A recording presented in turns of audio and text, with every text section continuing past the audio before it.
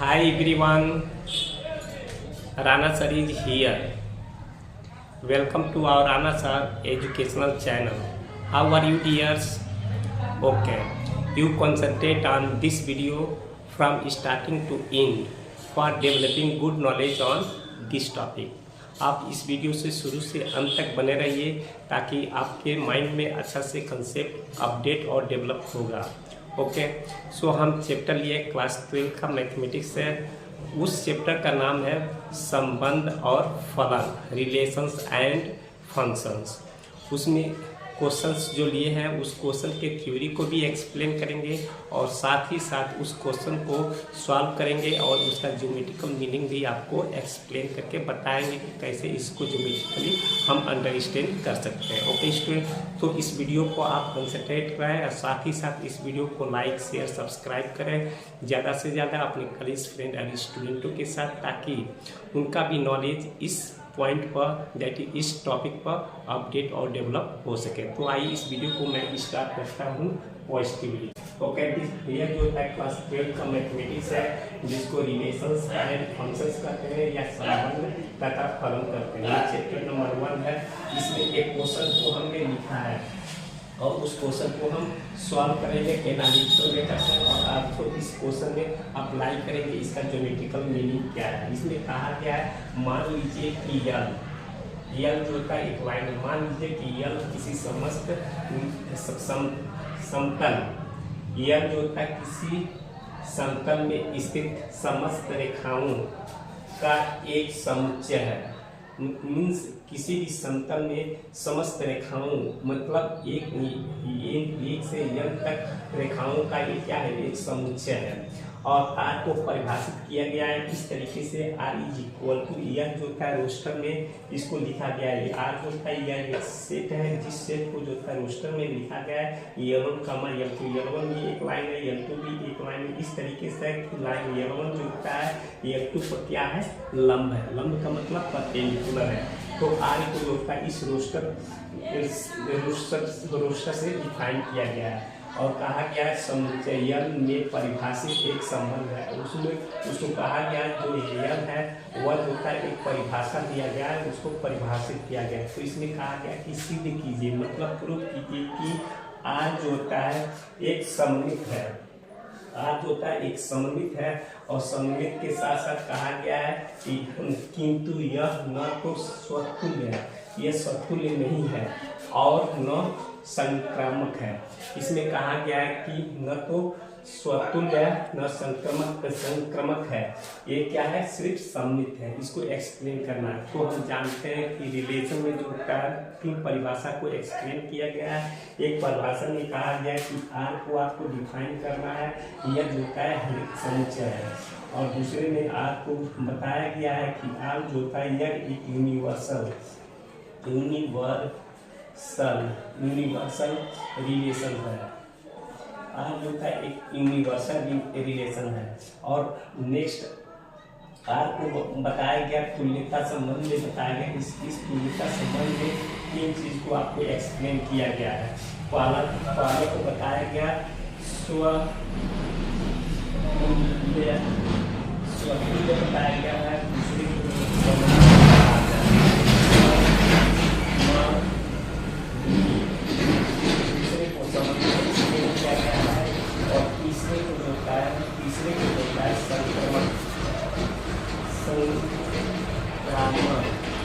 संक्रामक एक्सप्लेन किया गया।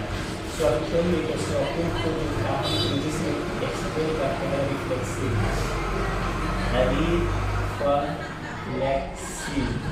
स्वतुल्य को रिफ्लेक्सिव एक्सप्लेन करते हैं। सममित को जो है सिमेट्री करते हैं।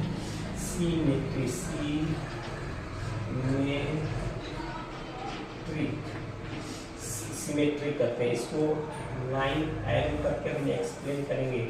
इस सममित को क्या करते हैं, सिमेट्री करते हैं। सिमेट्री करते हैं,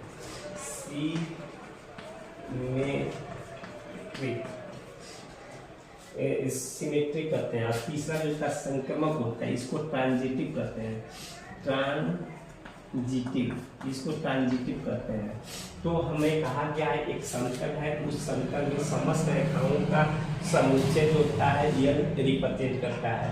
और उसमें जो था आर को डिफाइन किया जाता है रोस्टर में कि आर L1 L2 इस प्रकार से है कि L1 जो था L2 पर लंब है, परपेंडिकुलर है, और यल को इस तरीके से परिभाषित किया गया है कि इसमें जुड़ता हुआ एक संबंध रखता है। तो सिद्ध करना है कि जो आर है वो सममित है लेकिन स्वतुल और संक्रमक नहीं है। इस तरीके से हम देख रहे हैं कि आप इस क्वेश्चन को सिस्टमेटिक समझ गए होंगे। इसलिए हमको अब दिखाना है कि यल जो यल है, यल क्या है, यह एक सममित है लेकिन वह स्वतुल नहीं है। इसमें जो आर है, जो रिलेशन आर यहाँ पर डिफाइन किया गया है, यह रिलेशन आर जो होता है सिर्फ सममित है लेकिन स्वतुल और संक्रमक नहीं है। इस इंफॉर्मेशन को हमको एक्सप्लेन करना होगा। स्टूडेंट नाउ सारे इंफॉर्मेशन को एक्सप्लेन किए हैं, अब इसको हम सिस्टमेटिक इसको सॉल्व करेंगे। इसको आप इस सॉल्यूशन में जो था कंसंट्रेट रहिए, इसको किस तरीके से सॉल्यूशन करेंगे। पहला कंडीशन कहेंगे कि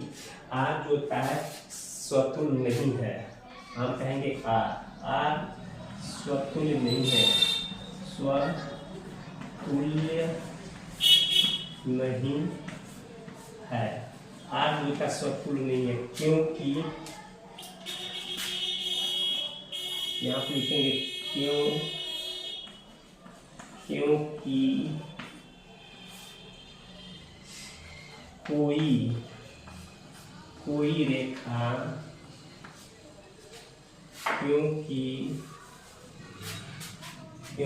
कोई रेखा L1 अपने आप पर लंब नहीं हो सकता है। L1 अपने आप पर लंब नहीं हो सकता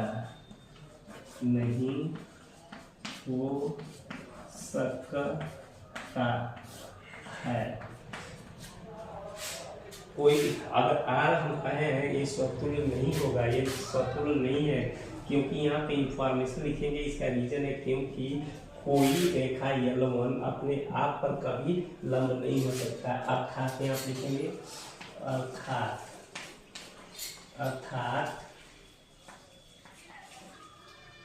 अर्थात कहेंगे L1 जो होता है L1 not belongs to are. L1 जो होता है कभी भी आर में बिलोंग नहीं कर सकता क्योंकि यहाँ पे L1 L2 आपस में क्या है, लंब है। तो L1 और L1 कभी भी लंब नहीं हो सकता। सपोज कीजिए यहाँ पे एक लाइन ड्रा कीजिए L1 और इसका नाम दीजिए this line has name L1। So L1 line अपने आप पर लंब नहीं हो सकता है। इसका मतलब क्या सकते, पैरेलल हो सकता है लेकिन लंब नहीं हो सकता है। तो यह एक कंडीशन मैंने एक्सप्लेन किया कि आर क्या है, स्वतुल्य नहीं है। स्वतुल्य का मतलब वह स्वतुल्य आर जो है स्वतुल्य नहीं है। अदर वर्ड्स है R is not a reflexive. R जो होता है रिफ्लेक्सिव नहीं है। Okay student, so I hope that कैसे हमको आर को सिद्ध करना है, प्रूव करना है कि वह रिफ्लेक्सिव नहीं है, स्वतुल्य नहीं है। इसका मतलब यह ज्योमेट्रिकल मीनिंग यहाँ पर देंगे। यह एक लाइन L1 है और दूसरा भी लाइन L1 अगर इस पर अगर सपोज कीजिए दूसरा लाइन को कहेंगे वो भी L1 है, तो यह लाइन दोनों लाइन जो का पैरेलल हो सकता है लेकिन एक दूसरे पर लंब नहीं हो सकता है। इसीलिए यहाँ पर अर्थात लिखे हैं, अर्थात L1 और L2 जो का आर में बिलोंग नहीं करता है। ये आर में बिलोंग तब और तभी करेगा जब यहाँ पर L और L दोनों आपस में क्या होंगे, परपेंडिकुलर होंगे, लंब होंगे। इसलिए कंडीशन ट्रू नहीं है, फॉल्स है। इसलिए हम कहेंगे आर जो होता है स्वतुल्य नहीं है। ओके स्टूडेंट, नाउ हमको दो कंडीशन आगे हमको एक्सप्लेन करना है कि आर जो होता है संक्रमक भी नहीं है लेकिन वो सममित है। Okay student, now further I am going to explain this solution and next information I have to explain here. मतलब सेकेंड टॉपिक ईयर और थर्ड टॉपिक ईयर, ये दोनों को हम क्या करेंगे इसके बाद हम एक्सप्लेन करेंगे। तो इसका पहला का सॉल्यूशन जो था हम इरेज करेंगे और फर्दर सॉल्यूशन बाद में इसका सॉल्यूशन करने के लिए इसके बाद तो हम दूसरा कंडीशन कहेंगे, दूसरा कंडीशन हमारा यहाँ पर सममित है, तो हम कहेंगे आर सममित है, आर एक सममित है, आर सममित है। सममित को हम सिमेट्रिक करते हैं, आर सममित है, यहाँ लिखेंगे क्योंकि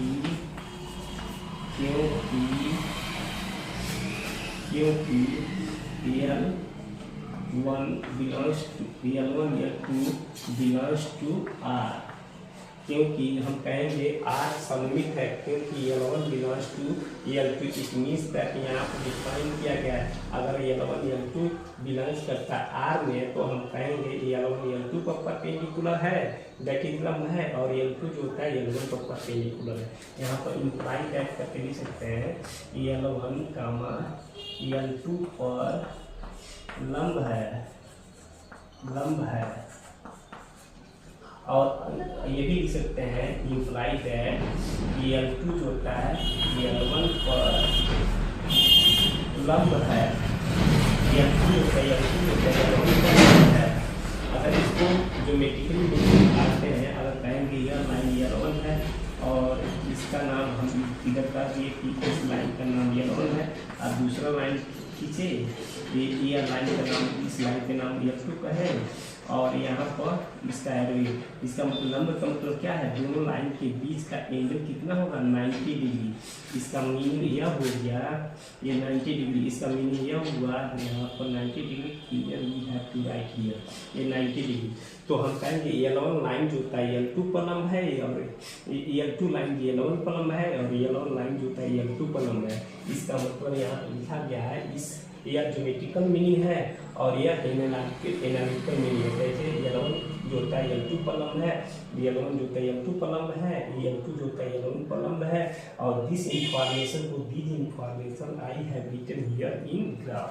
सो आप देख सकते हैं कि L1 लाइन L2 पर लंब है, L2 लाइन भी L1 पर लंब है, क्योंकि दोनों के बीच की डिग्री जो होता है 90 डिग्री है। इस तरीके से हम कहेंगे R जो होता है, R क्या है, सममित है, R is a symmetric, R जो होता है सममित है, सिमेट्रिक, R जो होता है सिमेट्रिक है। इसलिए हम कहेंगे imply that L2 comma L1 belongs to R, belongs to R। Okay student, तो इस तरीके से ये इंफॉर्मेशन को हम प्रूव किए कि R जो होता है सममित है। पहले हमने एज्यूम कर लिया R सममित है, इसका रिलेशनशिप हम भी दिखाया कि L1 L2 R में बिलोंग करता है। इसका मीनिंग यह है, यहाँ पर कंडीशन दिया गया है L1 L2 पर लंब होगा जब बिलोंग करेगा, तो L2 L1 पर लंब होगा। इसलिए हम लिख सकते हैं इसका ज्योमेट्रिकल मीनिंग के अनुसार L2 L1 पर लंब है, इसलिए प्रूव हो गया, ये सिद्ध हो गया कि R जो होता है ये सममित है। ओके स्टूडेंट, अगर इसमें किसी तरह का कन्फ्यूजन है तो आप कमेंट में पूछ सकते हैं, और हम पॉजिटिवली आपके कमेंट को देखेंगे, देखने के बाद से आंसर रिप्लाई करेंगे। ओके स्टूडेंट, नाउ इसका तीसरा कंडीशन हमको एक्सप्लेन करना है।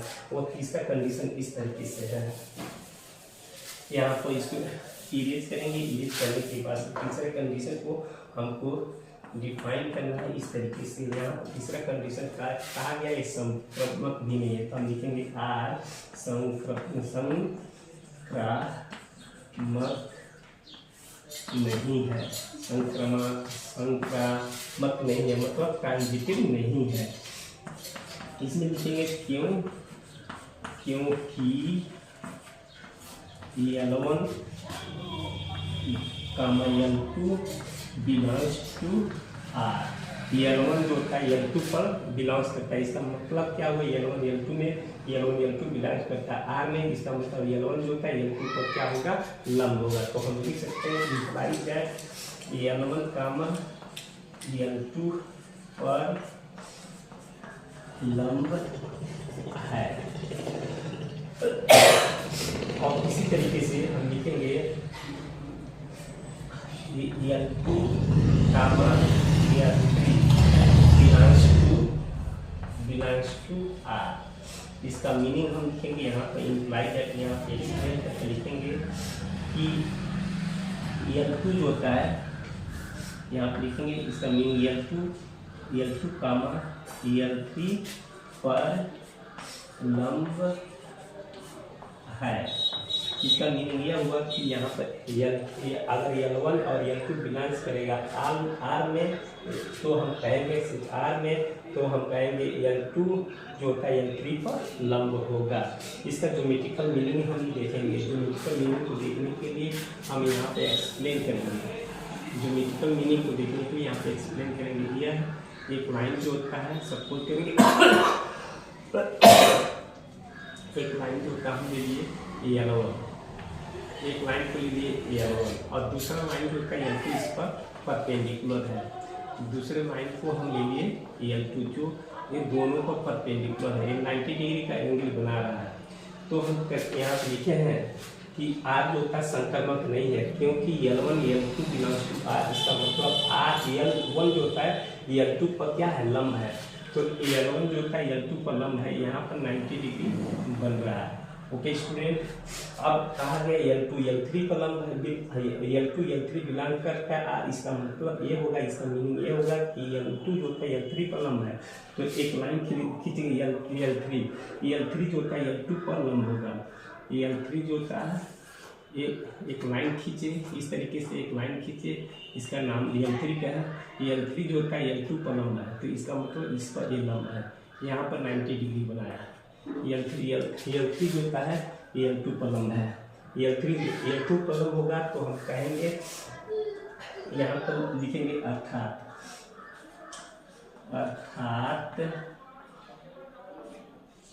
यहाँ पर लिख सकते हैं अर्थात। यहाँ पे स्पेस नहीं है, इसलिए यह इंफॉर्मेशन यहाँ पर इरेज करेंगे। इरेज करने के बाद से इसको लिखेंगे, यहाँ पर लिखेंगे अर्थात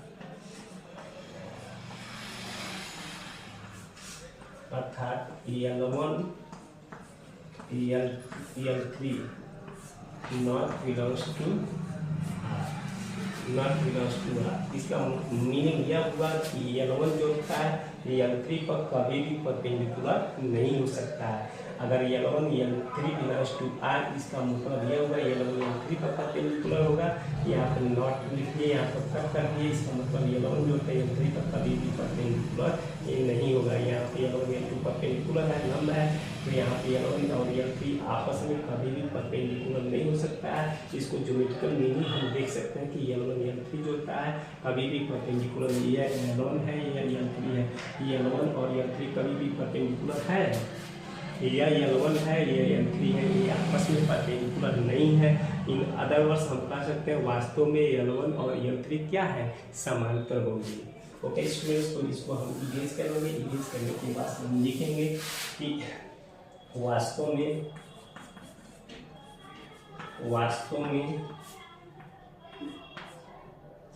L1 और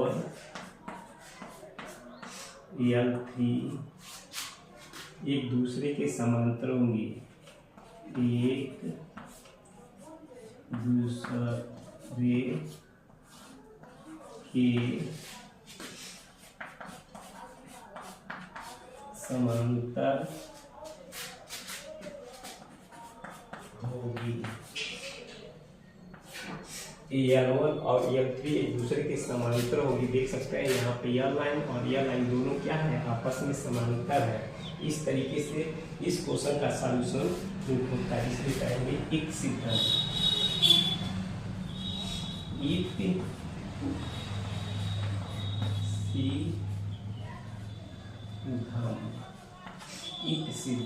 इसलिए इस तरीके से होता है। ओके, तो स्टूडेंट इस क्वेश्चन के सॉल्यूशन में जो भी पॉइंट आपको अच्छा लगा हो उस पॉइंट को लाइक कीजिए और ज़्यादा से ज़्यादा शेयर कीजिए इस वीडियो को अपने कलीग्स के साथ, स्टूडेंट के साथ, ताकि उनका भी नॉलेज अपडेट और डेवलप हो सके। और इस वीडियो को सब्सक्राइब कीजिए, दैट इज इस चैनल को सब्सक्राइब कीजिए ज़्यादा से ज़्यादा। ओके स्टूडेंट, और इस वीडियो में जो भी पॉइंट आपको अच्छा न लगा हो उस पर कमेंट किए, ताकि उस कमेंट को पढ़कर मैं आपके आंसर को पॉजिटिवली रिप्लाई कर सकूं। इस वीडियो में इतना ही, अगले वीडियो में फिर मिलेंगे। जय हिंद। और एजुकेशनल चैनल आईडी आईडी का नाम है वो राणा सर यूपी कुशीनगर। इस वीडियो को ज़्यादा से ज़्यादा सब्सक्राइब करें। जय हिंद।